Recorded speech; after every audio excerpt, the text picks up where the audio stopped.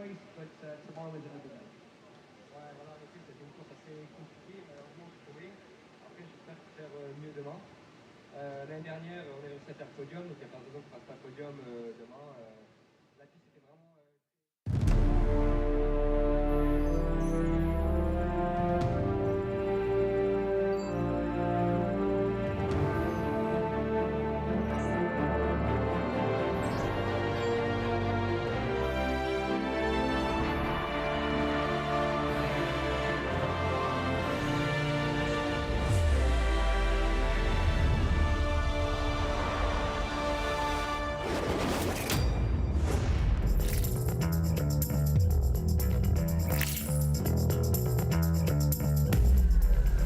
Round 8 of 12 in the 2024 Motul FIM Superbike World Championship. The busiest month on the calendar. No less than 3 dates in September, with visits to France, Italy and Spain before we return to the Iberian Peninsula in October to conclude a spell of 5 rounds in 7 weeks. And it all kicks off here at the Circuit de Nevers, Magny-Cours.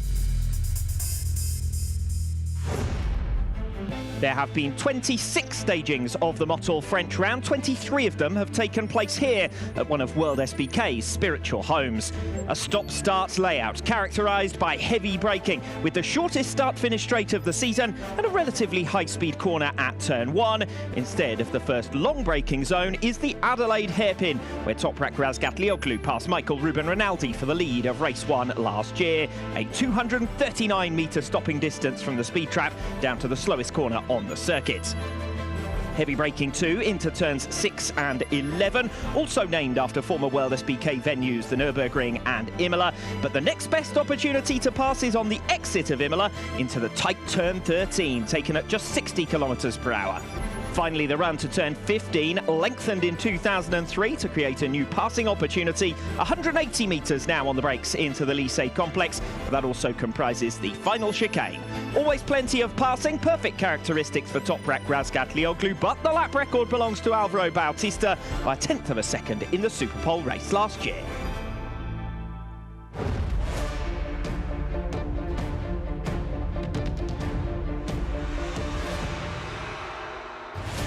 Three races this weekend that present us with a unique situation. Championship leader Toprak Razgatlioglu out of action, and it's up to his Ducati rivals to take advantage. With his world title defence seemingly over at 142 points back, reigning world champion Alvaro Bautista stole all of the headlines in advance of this weekend with the announcement of a 1-year contract extension with Ducati. But now the team has to turn its focus back away from the future with what could be the only chance to make major points gains on a rider who's been untouchable at the last 4 rounds.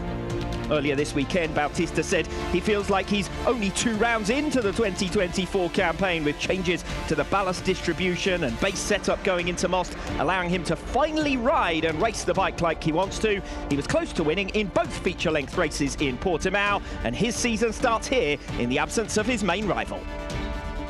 Exactly, and certainly for Bautista, it's a real opportunity to score some points this weekend, but his problem is he's all the way down the field, so the onus for Ducati really does fall onto Nicola Buda. You can see they're 92 points in the deficit. This is his chance to lay a claim to a title fight this season.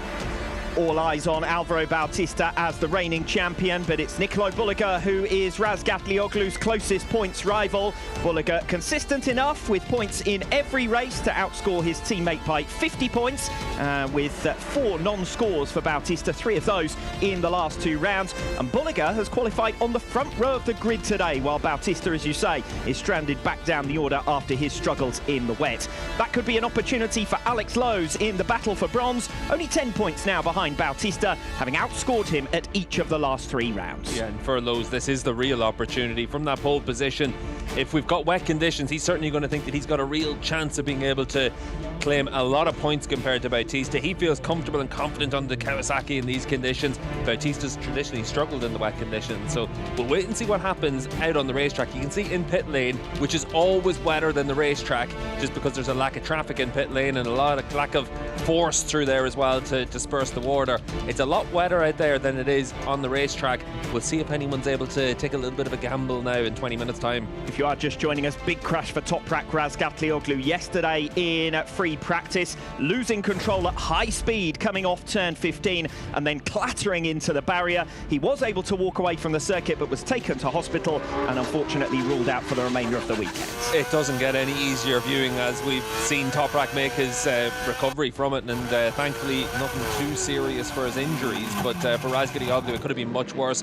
But it's also a reminder of how quickly a championship battle can turn in the click of your fingers. Toprak goes from being on top of the world to suddenly a big doubt, not only for this weekend, obviously he's out for the action this weekend, but Cremona, 10 days time we're getting ready to go to Italy, so will he be fit for that as well? It's a lot of question marks now for BMW. That's where it's really important for them that they've got fast riders with BMW's 3rd, 4th and 5th on the grid. It's their best Super Pole session of the year, and for Redding, Gerloff and Vandermark, it's their chance to really prove very valuable for BMW. The good news for Toprak Razgatlioglu, of course, is 13 consecutive victories that have given him that points buffer, and also these wet conditions that we had earlier on today that have shaken up the order slightly, with Alvaro Bautista, for example, qualifying further down the order. And if we do get further wet weather here in Magny-Cours, then that could limit the opportunities for any one rider to take maximum benefit, and it's Nicolo Bulliger in particular who needs the big 62 to narrow that gap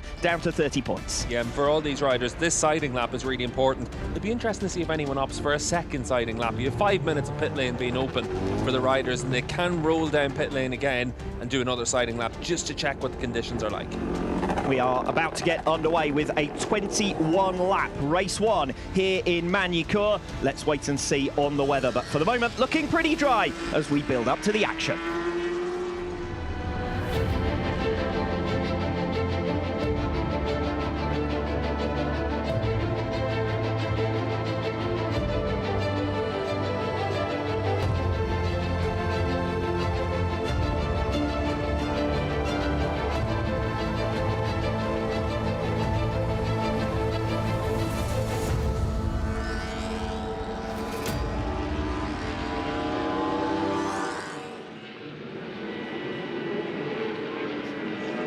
A wet Tissot Superpole at the 2024 Motul French round has seen Alex Lowes claim his first pole position since the 2018 Dutch round and only his second in World SBK. After qualifying 4th at the last 2 rounds, Nicolo Bulliger returns to the front of the grid despite a turn 5 crash. Scott Redding completes a front row comprising 3 different manufacturers.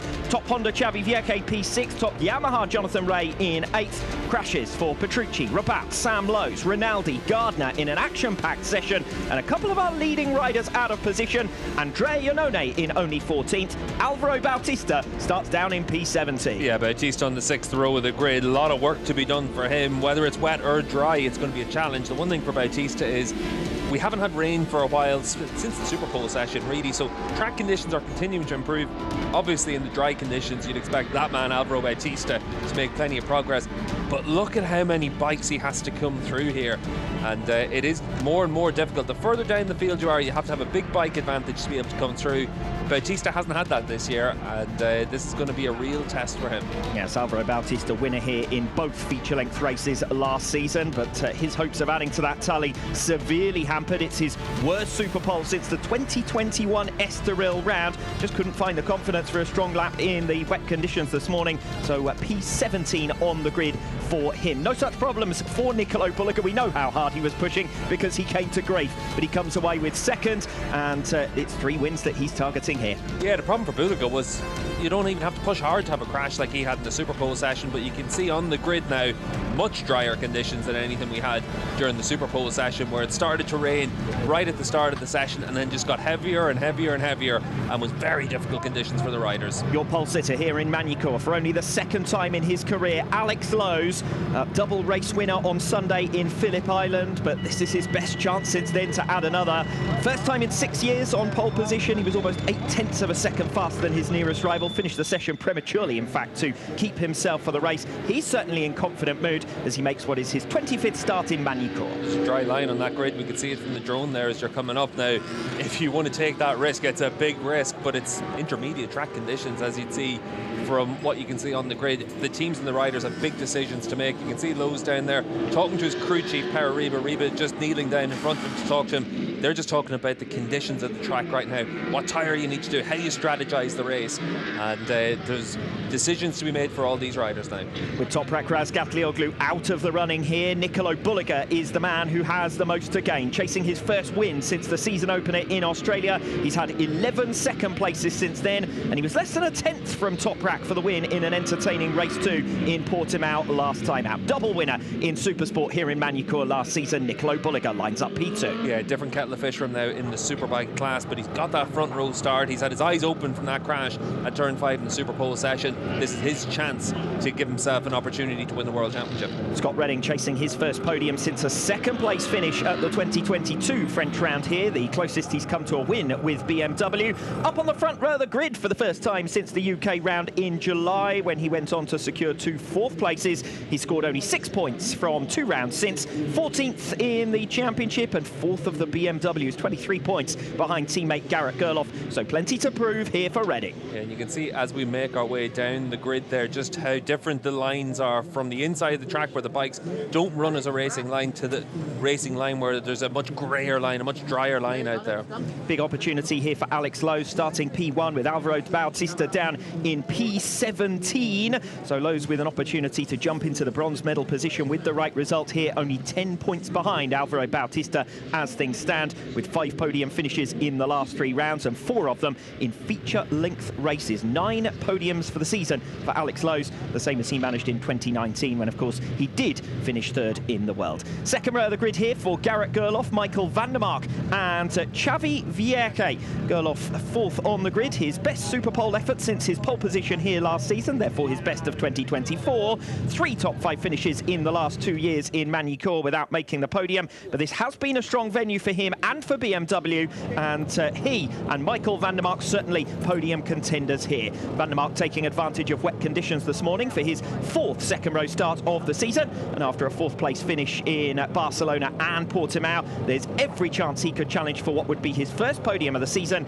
Magny-Cours has always been a strong venue for him, 6 times a podium finisher here. Yeah, for Van der Mark, this is a place where the Yamaha and the Honda in the past, he's always been strong.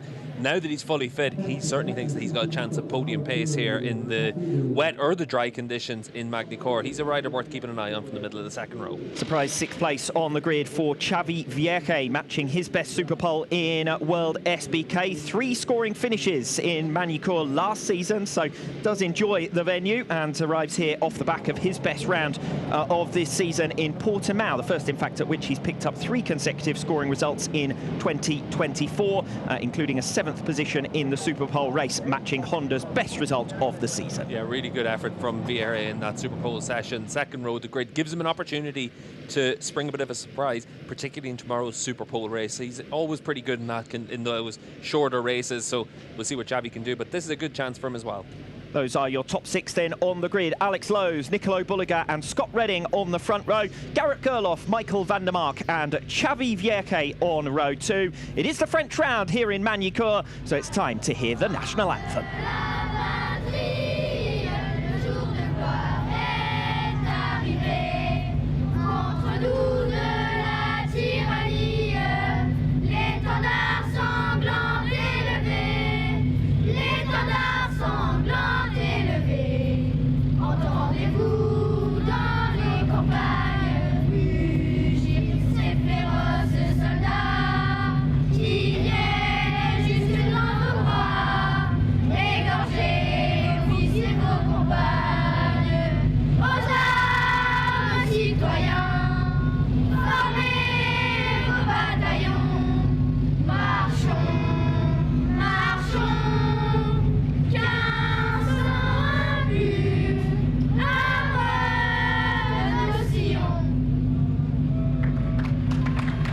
National anthem of France. Let's head down to the grid with Kiko Giles. Thanks, Alex. Yeah, I'm down here on pole position with Alex Lowe. Alex, you've done the sighting lap. What can you tell us from the track conditions so far? Yeah, the track's drying quite fast. 21 laps is a long race, so it's either intermediates or full slicks. We're just going to make a couple of minutes just to decide, but if no more rain comes, it's just going to get drier and drier, obviously. So yeah, let's see. Potential in this race, podium, fight for the win. I'll do my best. Look forward to it. All the best. Cheers. Third row of the grid here with Axel Bassani. 2 third places in Magny-Cours in 2022 for him. 13th in the championship with 59 points. 18 in Misano, his best effort so far. But it's been a good weekend so far for Axel Bassani. Noticeably closer to Lowe's. 7th place on the grid, his best Super Pole in his 8 rounds for Kawasaki. Yeah, good effort from Bassani in the Super Pole session. Good in the yesterday afternoon session as well. So maybe this is a good opportunity for him to be able to come away with a top 10 finish. Alongside him here, P8, Jonathan Ray, a walking statistic in Magny-Cours, the only rider to have won 9 times at the French round, only off the podium here 5 times with Kawasaki, won 3 of his world titles here. In fact, being interviewed by James Tosland, who also won a couple of his here. 32 starts in Magny-Cours, 21 podiums and 9 wins. Ray loves this circuit. Alongside him, completing that third row of the grid, the second of the Yamahas, Andrea Locatelli. This will be his 131st start with Yamaha, with which he equals Toprak Razgatlioglu. Locatelli looking to bounce back from a very disappointing trip to Portugal, his lowest scoring weekend since the 2022 Catalonia round. He is still the leading Yamaha in the World Championship, but now only 8 points ahead of Danilo Petrucci. Iannone, Gardner, Van der Mark matching him of late, and there's a real battle at the moment for 5th overall. Yeah, and I think for Petrucci that we see here as well, he's the rider that you certainly have to keep an eye on for that. In these tricky conditions from the 4th row of the grid, he'll be able to give himself a chance of being able to get himself up into those leading positions. Danilo Petrucci, the second highest scorer at the Portuguese round last time out, scored 36 points and 2 podium finishes, his best effort since Most last year. Petrucci also a podium finisher at the 2024 Czech round, and he's climbed from 9th in the standings after missing the Dutch round to 6th, and with 5th overall very much in sight. 2 5th places, the best of his results here last season. 11th on the grid alongside him on row 4, Taz McKenzie, race winner in the wets in the 2023 Czech Supersport round. I think he would give a little bit for some rain here. Took advantage of tricky conditions again this morning for what is his best grid position in World SBK. 7 points in Assen, his total thus far for MIE Honda. So an opportunity not to miss for him riding up on the 4th row of the grid. Yeah, really good effort there from Taz. Good to see him back in action here after missing those last 2 rounds. And for the 4th row, he's been able to show something in the Super Pole session. That's important. Bradley Ray with his best grid position since Imola last year, when he qualified and finished actually an impressive 6th. Failed to score in Magny-Cours last year, has only picked up 3 points since. 15th places for Moto X in Phillip Island, Assen and Most. Yeah, it's been a tough season for Brad, and this is a good chance to be able to score some decent points. His real target all the way through this season is to make sure that you're ahead of Philip Ertl, that you're winning that battle against the GMT 94 team. This is a chance to score some decent points in that fight. 5th row of the grid for Remy Gardner, Andrea Iannone and Michael Ruben Rinaldi. Strong 5th row. Disappointing weekend in Portimao last time out for Remy Gardner, but then again it was for all of the Yamahas. 15 points from the Portuguese round for Egerter, 11 for Ray, 10 for Locatelli and Gardner. The Australian only 33 points behind top Yamaha Locatelli in the championship. He's had strong performances in Assen and Most in particular. Yeah, and certainly this is another chance for him to just recover from that crash in the Super Pole session, see if you're able to get into the top 10, but not the weekend that he would have wanted up to this point. But for Remy, it's about trying to make sure that you're able to get back to those highlights from earlier in the season. But he's had some really strong performances through the course of this year. Another disappointing qualifying for Andrea Iannone, just like at Donington Park and Portimao. Still finding his feet at less familiar World SBK venues. The rain this morning certainly didn't help him. Only 18 points behind top independent Danilo Petrucci, but a little more inconsistent than his fellow countrymen in that battle for 5th. Yeah, and inexperience at this track is a real issue for Iannone, particularly whenever we've had those changing conditions. The wet for the Super Pole session means that you're in at the deep end to try and figure it out. Now you also don't know how quickly it dries, what tyre to be on. I'd be surprised if everyone's not out there in the slick tyre, but for someone like Iannone, there's a question mark there. Michael Ruben Rinaldi, his best finish of this 2024 campaign dates back to race 2 of the Australian round. Managed to have a decent Sunday in Moss with back-to-back top 10 finishes, including a 7th in race 2. Podium finisher here in each of the last 2 years in Magny-Cours. Row 6 for Philip Ertl, Alvaro Bautista and Alessandro Del Bianco. Ertl, decent performer generally in Magny-Cours, was 8th here in 2022, had 3 top 10 finishes last season, and of course this is a home round for GMT 94, so particularly important for them and their sponsors. Yeah, we heard from Christophe Guillot, the team manager, yesterday about all the guests that they have here. A lot of pressure on the team to be able to perform. A lot of pressure on the team as well, because their future is uncertain, whether or not they're going to be on the grid next year in the Superbike class, what bikes they could run, so they need a good result right now. Alvaro Bautista starting 17th on the grid here. Portimao last time out, the closest he's been to a win since Assen, but those two most recent runs have actually been his lowest scoring. A crash in the Superpole race at the Czech round trying to pass Nicolo Bulliger, another spill chasing Toprak Razgatlioglu in Portimao. He's lost a lot of points of late. Yeah, he has, and the one thing that's probably a bit of a saving grace for him in this race is if we are dry and using slick tyres, that will give him the chance to come through because he'll feel a lot more comfortable and confident on that bike than he would if it was wets or intermediates, but we'll have to wait for the tyre sheet. Alessandro Del Bianco replaces Dominic Egerter this weekend, the former Supersport world champion, out with a fractured right shoulder and rib injuries. Del Bianco, a familiar face in the paddock, first in the Stock 1000 class and then with MIE Honda in 2019. He's made 2 substitute appearances since, the latest with Pedicini at the 2022 Emilia-Romagna round, currently second in the Italian Championship with 1 round in Imola remaining later this month. That completes the front 6 rows of the grid. Behind them, Iker Lecuona, Sam Lowes and Tito Rabat, as well as Ivo Lopez. Let's head down to the grid, just a few minutes away from the start here in Magny-Cours. Thank you, Alex. And just before I come to Sean Muir, just an update on the conditions. No rain, it's pretty warmish, about 19 degrees. It's wet on the right-hand side and on the left-hand side of the grid, but in the middle it looks a bit all right if you're starting a bit further back. But enough about the track conditions. Sean, big topic yesterday. How's Toprak? Toprak, considering the crash and everything about that, is in a good place. It could be a lot worse. We all know that. So I'm delighted to say that he's back at the circuit today. He's under continual assessment at the moment. Clearly out for this weekend, and yeah, time will see in the next few days whether Cremona's a realistic target for us. I have to ask you about that. Is Cremona a target? And if he isn't going to be able to race there, have you got option B and who can ride the bike? I haven't even got that point. We're being positive that he can race there. We aren't thinking about any other option than that. I very much doubt we would want to put another rider on, but anyway, that's not a topic. So yes, that's his target. It's our target. The physicians and the body of Toprak will decide whether that's doable, but we've got to go for that at the moment. Yeah. Thanks, Sean. All the best for this race. Cheers, mate. Thank you. Incidents earlier on for Sam Lowes as well as Tito Rabat leaves them on the 7th row of the grid. Iker Lecuona, a poor Superpole session for him. He'll be trying to come through. 22 riders all in all. We have got 2 of the top 4 in the championship on the front row of the grid, with Alex Lowes starting from pole and Nick